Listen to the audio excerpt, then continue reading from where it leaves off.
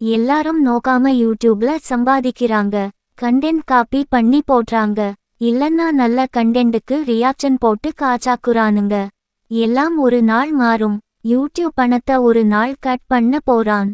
நாமளும் யூடியூப் போரடிக்குதுன்னு போனை தூக்கி போட்டு பக்கத்து வீடு எதிர் வீடுன்னு பழைய மாதிரி நண்பர்களோட பேசி சிரிச்சு சந்தோஷம் காண போறோம். அப்ப முழுமையா இந்த யூடியூப் நம்பி பொழப்பு நடத்துறவங்க வாழ்க்கை வீணா போகும். வருமானம் இல்லாம எந்த தொழிலும் தெரியாம ஒரு தலைமுறையே வீணாக போகுது. படிச்ச படிப்புக்கான வேலைய முன்னுரிமை கொடுத்து சம்பாதிங்க. சைடுல இப்படி யூடியூப்ல பண்ணுங்க. எப்பவும் நாம போனும் கையுமா இருக்க மாட்டோம். இப்போலாம் யூடியூப் பாக்குறத கம்மி பண்ணிட்டேன். நல்லா தூங்குறேன். காலேஜ் ஃப்ரெண்ட்ஸ்க்கு கால் பண்ணி பழைய கதைலாம் பேசுறேன். வீட்டுல நானே சமைச்சு வீட்டுல உள்ளவங்கள சந்தோஷப்படுத்துறேன்.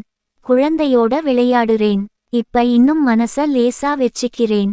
தயவு செஞ்சு யூடியூப் நம்பி வாழ்க்கைய கெடுத்துக்காதீங்க. வேலைக்கு போய் உழைச்சு சம்பாதிங்க. எல்லாரையும் யூடியூப் தூக்கி விடாது. வேலைக்கு போங்க, இல்ல பிசினஸ் கத்துட்டு அதுல சம்பாதிங்க.